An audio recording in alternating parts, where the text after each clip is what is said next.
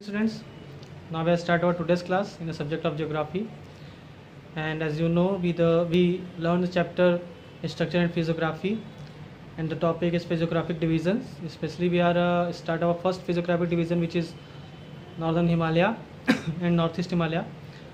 And in the northern Himalayan we learned the 5 points, and we complete our 3 points or 3 subdivisions of Himalaya. Now we start our fourth subdivision of Himalaya, which is Arunachal Himalaya, and we discuss about their features. तो सबसे पहले यहाँ के भौगोलिक दशाओं के बारे में हम चर्चा करते हैं। अभी तक हम लोगों ने हिमालय के 4 जो सब डिविज़न्स थे उनके बारे में चर्चा की, 3 सब डिविज़न्स के बारे में चर्चा की। आज चौथा सब डिवीज़न अरुणाचल हिमालय है। तो आपके पास मैप है तो ज़रूर आप उस रीजन्स को देखिएगा। आप देख रहे होंगे भारत के नॉर्थ ईस्ट एरिया में एक जगह होगा भूटान, तो भूटान से लेकर के दीफू दर्रा जहाँ पे है आप वहाँ पे उसको मेंशन करिएगा। उतने पार्ट को हम अरुणाचल हिमालय कहते हैं, और ये साउथ ईस्ट से नॉर्थ ईस्ट की डायरेक्शन में, जनरल डायरेक्शन में फैला हुआ है। और यहाँ पे जो इम्पोर्टेंट हिल रेंज है वो है कांगतू एंड नामचा बारवा। वेरी इंपॉर्टेंट हिल रेंज है ये, मैप में आपको आइडेंटिफाई करने के लिए भी आ सकते हैं एग्ज़ाम के दौरान। तो इन हिल रेंज को आप फाइंड करिएगा और उसको मेंशन रखिएगा, अपने दिमाग में ज़रूर इसको मेंशन रखिएगा। और उसके बाद आप देखिए यहाँ पे बहुत ऐसी नदियाँ हैं जो बहुत फास्ट फ्लोइंग हैं, बड़े बड़े गॉर्ज बनाती हैं। और नामचा बारवा जो एरिया रीजन है, जो पर्वत श्रेणी है यानी हिल रेंज है, उसको पार करने के बाद ब्रह्मपुत्रा नदी जो है वो भी बहुत डीप जॉर्ज बनाती हैं। और जो यहाँ की और नदियाँ बहती हैं वो है कामेंग, सुब, नरसी, दिहांग, दिबांग, लोहित। तो ये यहाँ की इम्पॉर्टेंट जो रिवर्स हैं, और ये हमेशा यहाँ पे पानी रहता है इन नदियों में। और इसके बाद चूँकि बहुत बड़ी बड़ी जलप्रपात बनाती हैं ये नदियाँ, तो इस वजह से यहाँ पे हाइड्रो इलेक्ट्रिसिटी को लेकर के काफ़ी संभावनाएं हैं। हाइड्रो इलेक्ट्रिसिटी के बहुत सारे प्लांट्स लगाए जा सकते हैं। और यहाँ की सबसे इम्पॉर्टेंट एक जो विशेषता है वो ये है कि यहाँ पे बहुत सारे ट्राइबल्स ग्रुप निवास करते हैं। उनका मैं कुछ ट्राइबल ग्रुप्स का नाम लूँगा जो वेस्ट से ईस्ट की तरफ बसे हुए हैं, जिनमें मोनपा, डफला, अबोर, मिशमी, निशी, नागा। इन्हें आप ज़रूर याद रखिएगा, अंडरलाइन कर लीजिएगा बुक में, क्योंकि बहुत जगहों पे ये पूछे जाते हैं कि कौन सी ट्राइबल्स इस पर्टिकुलर रीजन में बसी हुई हैं। तो इनको ज़रूर आप अंडरलाइन करके याद रखिएगा कि कौन से ट्राइबल्स ग्रुप इस रीजन्स में हैं। और यहाँ पे भाई स्लैश एंड बर्न खेतियाँ होती हैं, चूँकि ट्राइबल एरिया है तो स्लैश बर्न खेती, जूमिंग खेती जिसे कहते हैं, ये खेती होती है यहाँ पे। और जो बायोडाइवर्सिटीज़ है, स्पीसीज़, कई प्रकार के स्पीसीज़ यहाँ पे पाए जाते हैं। और इस वजह से काफ़ी इम्पॉर्टेंट वैली मानी जाती है, इम्पॉर्टेंट एरिया माना जाता है हिमालय के हिसाब से। क्योंकि अनइवन लैंड मास होने की वजह से, फ्लैट सरफेस न होने की वजह से यहाँ पे जो ट्रांसपोर्टेशन है बहुत ही वर्स्ट है, यानी कि बहुत ही ट्रांसपोर्टेशन के लिए संभावनाएं बहुत कम है।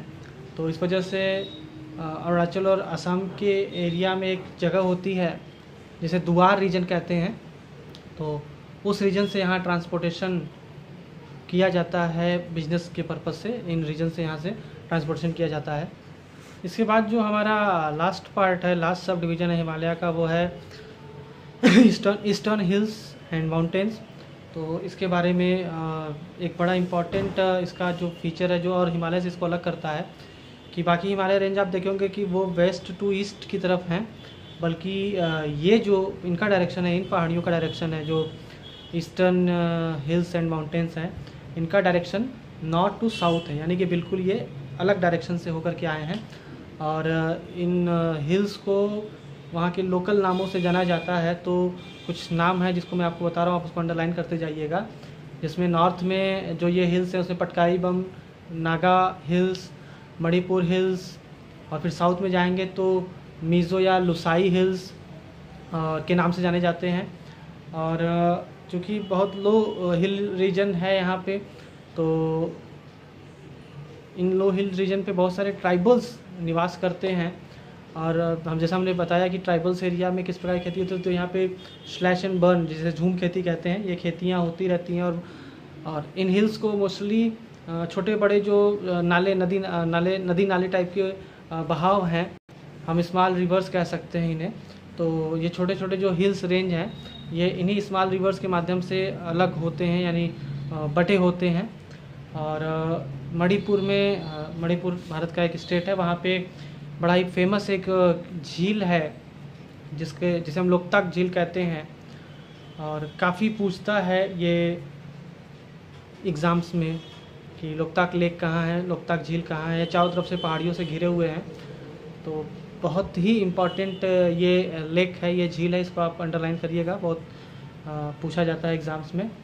और चूँकि सिर्फ 11th के एग्ज़ाम में नहीं बल्कि आगे जब आप कंपटीशन के एग्ज़ाम में देंगे तो वहाँ पे भी ये पूछा जाता है। तो जो भी चीज़ें मैं आपको बता रहा हूँ इम्पॉर्टेंटली, वो 11th के अलावा जो बाहर आप कंपटीशन के एग्ज़ाम्स देते हैं या और जो प्रतियोगी परीक्षाएँ देते हैं उसमें भी ये इन क्वेश्चंस को मेंशन किया जाता है, इसलिए मैं आपको यहाँ पे बता दे रहा हूँ। और इसके बाद आप देखिए नागालैंड में बहुत सारी नदियाँ बहती हैं जो कि ब्रह्मपुत्र नदी की सहायक नदियाँ हैं। और मिज़ोरम मणिपुर में 2 नदियाँ बराक नदी की सहायक नदियाँ हैं। बराक नदी जो है वो मणिपुर और मिज़ोरम की बहुत इम्पॉर्टेंट नदी है, ये भी काफ़ी पूछा जाता है एग्ज़ाम्स वगैरह में। तो बराक नदी की सहायक नदियाँ हैं, मिज़ोरम और मणिपुर से बहती हैं 2 नदियाँ। और उसके बाद मणिपुर के ईस्ट पार्ट में बहने वाली नदी है जिसे चिंदविन नदी की सहायक नदी कही जाती है। और इसके बाद म्यांमार में नदी बहती है इरावदी नदी है।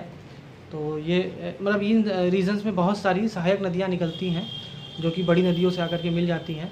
तो इस प्रकार से ये जो रीजन है ये ईस्टर्न हिल्स एंड माउंटेन का जो रीजन है ये बहुत सारी सहायक नदियों का भी रीजन कहा जाता है।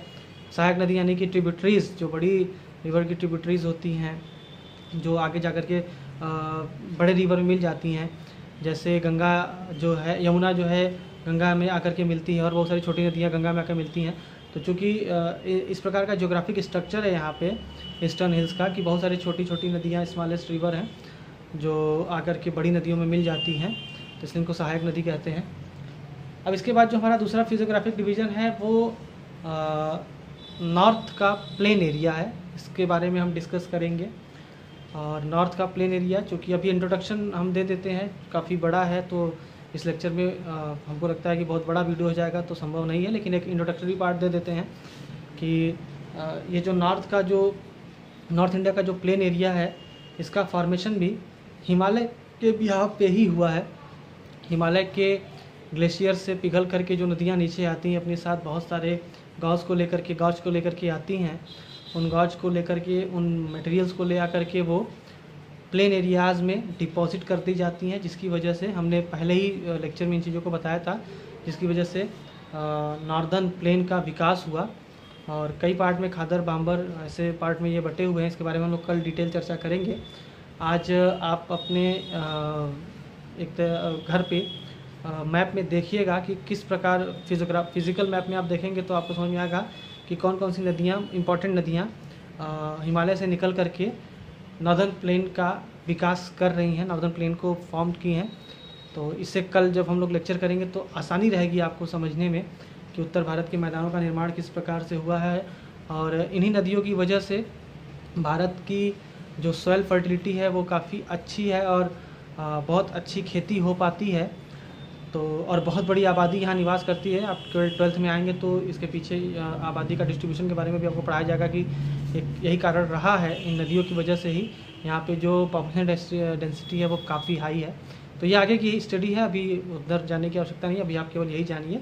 तो कल हम लोग इस टॉपिक को शुरू करेंगे। आप आज घर पे बैठ करके फिजिकल मैप में ये देखिएगा कि कौन कौन सी स्पेशल नदियाँ, इंपॉर्टेंट नदियाँ हैं जो हिमालयन रीजन से निकलती हैं और नॉर्दर्न प्लेन में बहती हैं और अपने डिपॉजिट्स को यहाँ पे फैलाते जाती हैं, जिससे यहाँ पे मिट्टी की उर्वरता बनी रहती है। तब तक आप पढ़ाई करिए और आज के लिए बस इतना ही। धन्यवाद।